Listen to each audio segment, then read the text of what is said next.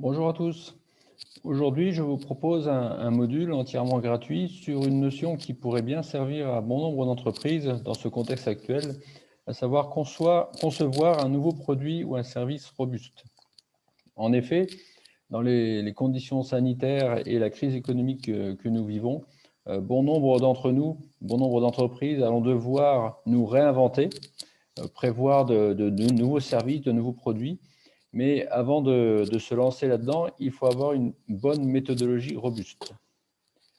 Pourquoi il faut une méthodologie robuste? Eh bien, parce que même des grandes marques, des grands noms qui possédaient des bureaux d'études, des ingénieurs pour concevoir les produits, se sont plantés sur des sujets avec des conséquences énormes. Vous voyez, que ce soit sur l'alimentaire, sur des téléphones portables, sur des télévisions, sur des sujets qui devaient forcément fonctionner, eh bien non, ça a été des échecs.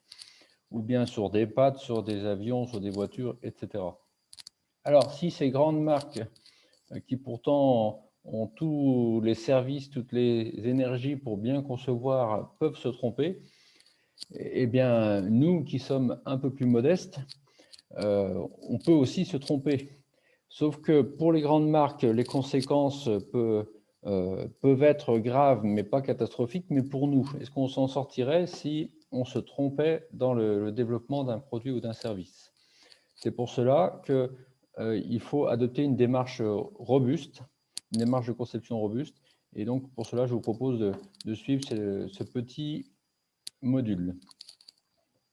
Alors, cette démarche, elle porte un nom, elle porte le nom de la démarche fonctionnelle. Elle est très utilisée dans l'industrie. Je l'ai moi-même mis en œuvre plusieurs fois sur des nouveaux produits ou des nouveaux services. Elle comporte plusieurs étapes qui peuvent paraître nombreuses, mais qui sont néanmoins indispensables. Et elle a une logique, cette démarche.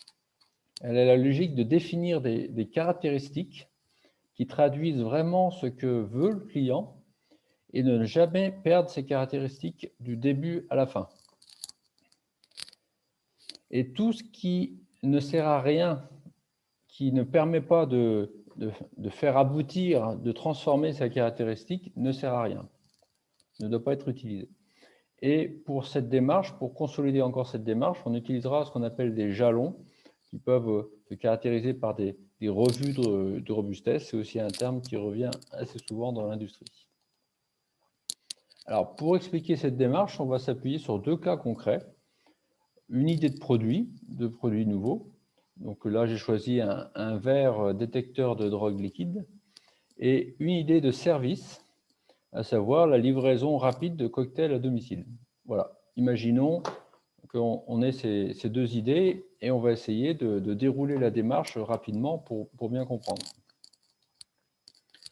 Tout d'abord, il faut analyser le vrai besoin du client. Si vous concevez quelque chose, c'est vraiment pour répondre à un besoin du client, sinon vous n'arriverez pas à le vendre.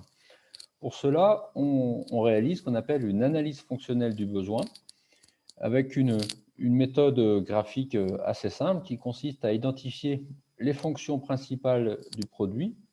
Donc ici, avertir l'utilisateur en cas de présence d'une drogue liquide dans le verre. Et puis, identifier aussi des fonctions contraintes qu'il faudra prendre en compte. Par exemple, pour notre verre, il faut qu'il résiste à une chute par terre. S'il tombe au sol, il faut éviter qu'il se casse. Il faut qu'il respecte l'utilisateur. Il ne faut pas que l'utilisateur, en buvant sa boisson, il s'empoisonne ou il se coupe, etc., etc. Il résiste au lave-vaisselle, effectivement, il faut qu'il puisse être lavé.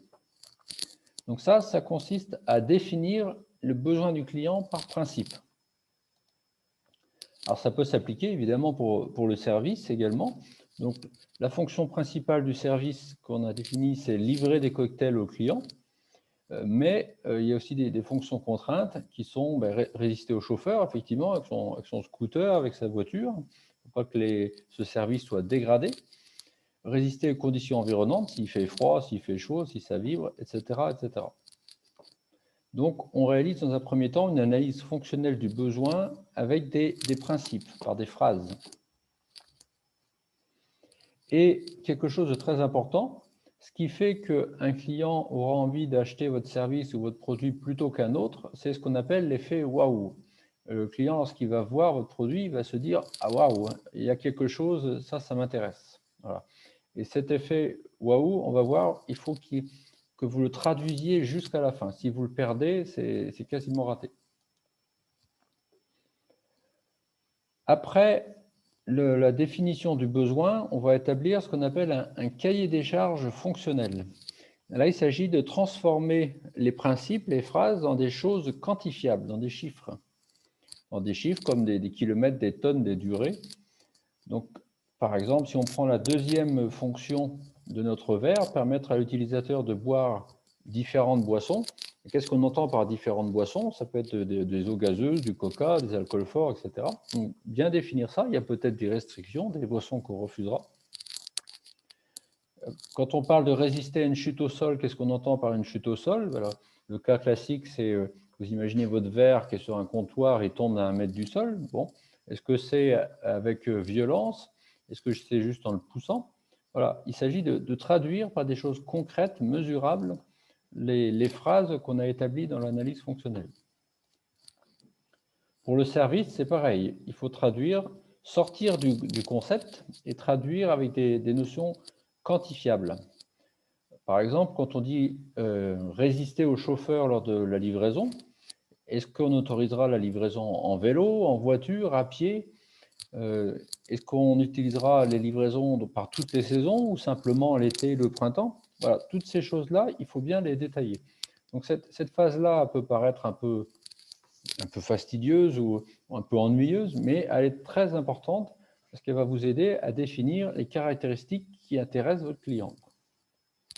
Et vous pouvez d'ailleurs déjà à ce stade-là interroger des clients potentiels pour savoir si ça correspond bien à leurs attentes.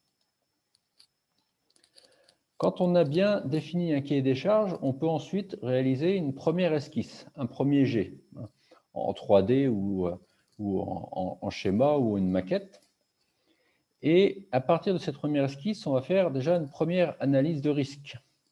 Donc là, en l'occurrence, là, sur notre verre détecteur, que se passe-t-il si le colorant se perce, hein, si le liquide qui va détecter la drogue se perce et s'écoule dans le verre? Que se passe-t-il si le colorant ne réagit pas toujours à l'ensemble des drogues? Que se passe-t-il si le verre est trop fin, hein, ce qui peut couper l'utilisateur? Déjà, dès le début, il faut s'imaginer les mauvaises conditions, les pires scénarios et construire une première analyse de risque. Pour les services, c'est pareil. Ce qu'on appelle la première esquisse du service, ça va être de définir un mode type de service, donc le moyen de transport, un parcours type, les verres qu'on va utiliser pour livrer les cocktails, etc. Et faire des premières itérations en imaginant ce qui pourrait se produire de mauvais, quoi, de quels risques peuvent arriver. Voilà. Que se passe-t-il si le cocktail reste 1 heure dans le conditionnement? Effectivement, est-ce qu'il va se réchauffer, se refroidir, se renverser? Que se passe-t-il en cas de freinage d'urgence? Ce type de questions, il faut se les poser très tôt, parce qu'à ce stade-là, vous n'avez pas encore vraiment dépensé d'argent.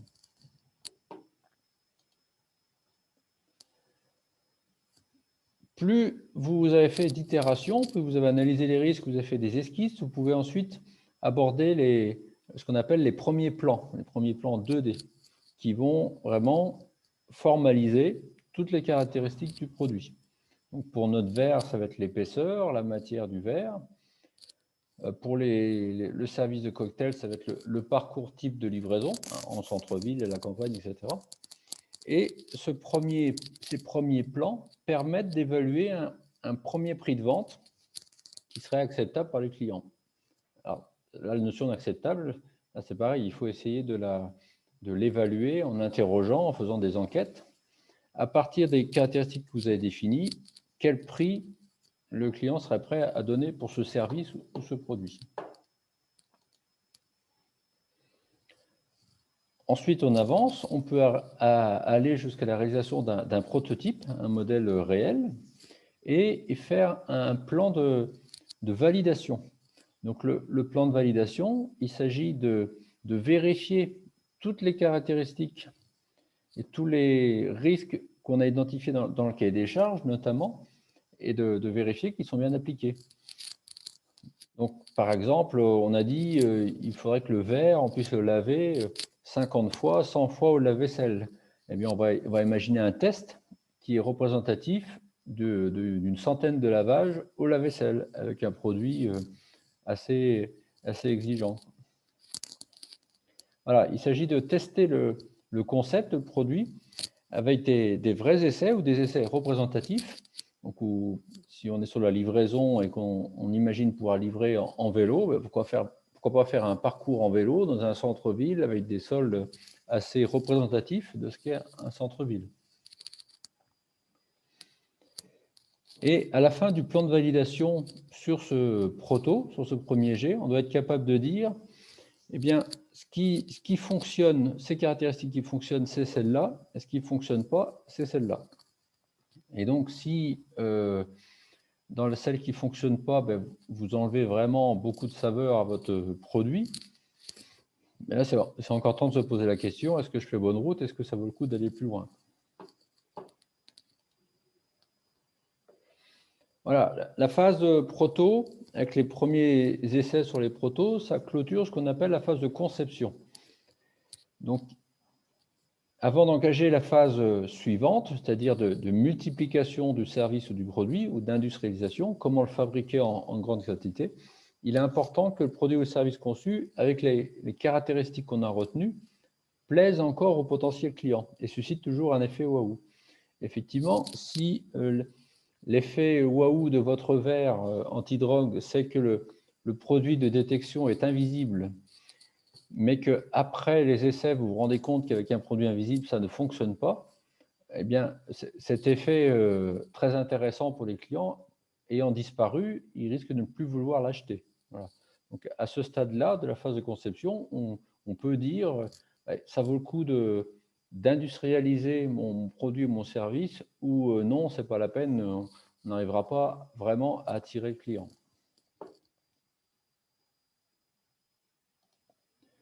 Une fois la décision prise d'industrialiser, de passer à la fabrication, on va se poser la question, comment on réalise mon produit? Donc pour ça, on va aller plus loin dans les 3D, dans les figures et les plans des produits pour qu'ils deviennent industrialisables, c'est-à-dire fabricables avec des machines. Des machines, ou alors que quelqu'un puisse nous fabriquer si ce n'est pas nous qui avons les machines. Et là, attention encore, il faut être capable de fabriquer toutes les caractéristiques définies auparavant. Si notre verre, on a défini que pour qu'il attire le client, il faut que le produit de détection soit transparent et non pas rouge comme sur l'illustration, il faut s'assurer qu'on est capable de fabriquer ce produit transparent.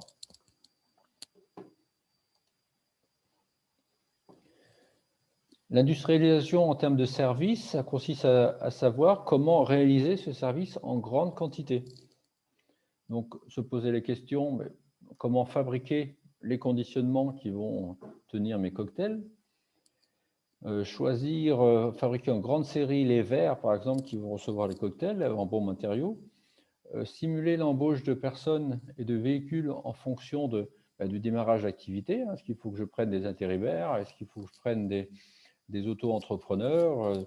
Voilà, de quel style, habillés comment?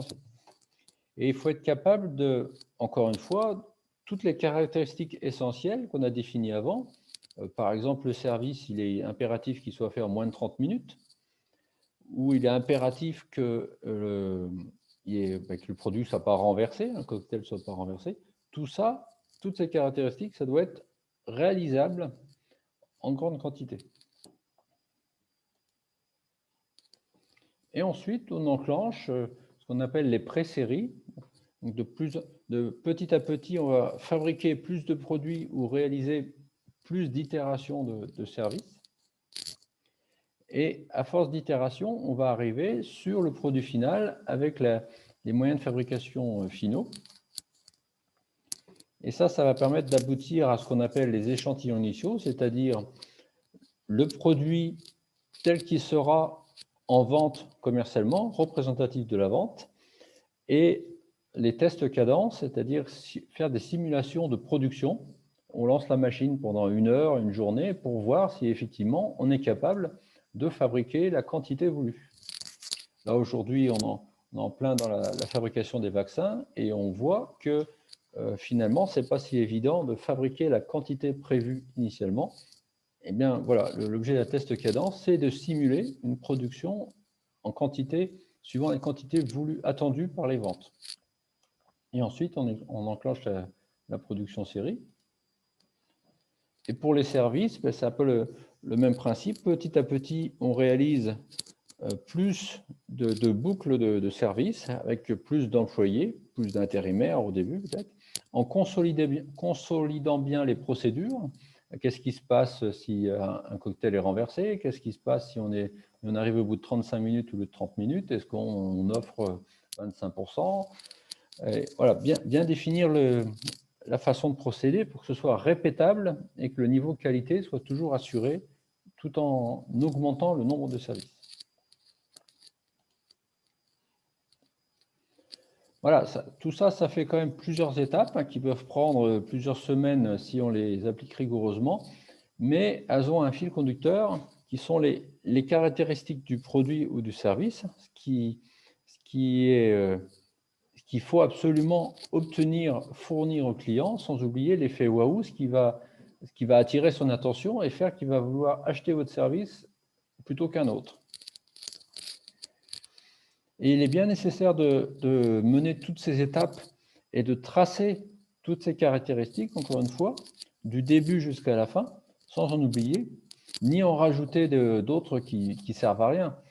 Si le client n'attend pas de la livraison de son produit de recevoir un verre de couleur verte ou couleur jaune, ça peu importe, eh bien, ne vous encombrez pas de cette caractéristique si elle n'est pas souhaitée par le client. Parce qu'une caractéristique, ça représente un coût.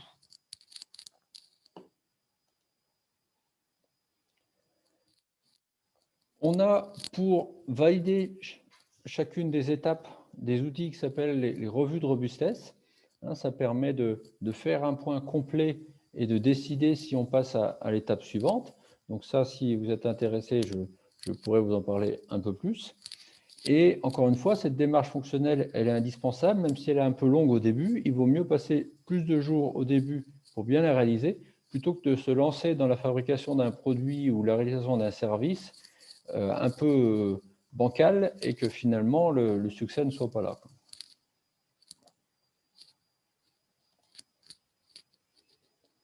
Voilà, en conclusion, pour lancer un nouveau produit ou un nouveau service, il faut prendre le temps au début.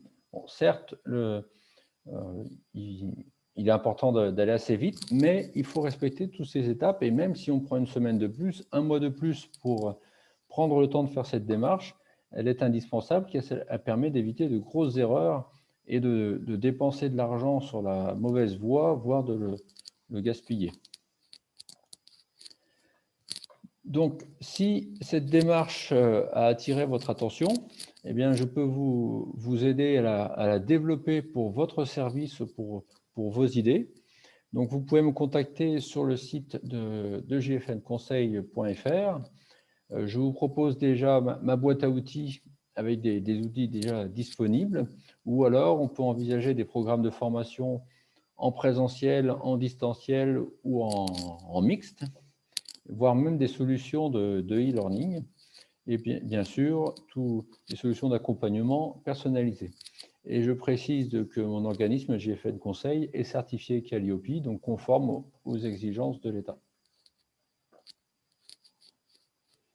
Voilà, JFN Conseil peut vous accompagner au niveau que vous souhaitez, soit au début de la démarche, soit à la fin, soit tout ensemble, pour cette démarche de développement soit d'un produit, soit d'un service, en conjuguant les aspects techniques et puis en introduisant aussi des aspects financiers. Si on se rend compte que le coût de fabrication d'un verre antidrogue est de 30 € et que le client n'est pas prêt à mettre 30 €, la discothèque qui voudrait en acheter 100, elle est prête à mettre 15 € et non pas 30, c'est important de s'en rendre compte au début et de ne pas engager des frais pour les outils, toutes les machines qui vont permettre à fabriquer ces verres si leur rentabilité n'est pas assurée. Voilà. Notion de rentabilité, c'est pas un gros mot, hein. Pour qu'un projet soit viable, il faut qu'il soit rentable. Et ça se calcule, ça s'estime avant. Voilà. J'espère que ce petit module a attiré votre attention. Et donc, on se retrouve sur JFN Conseil si vous souhaitez aller plus loin. Voilà. À bientôt. Au revoir.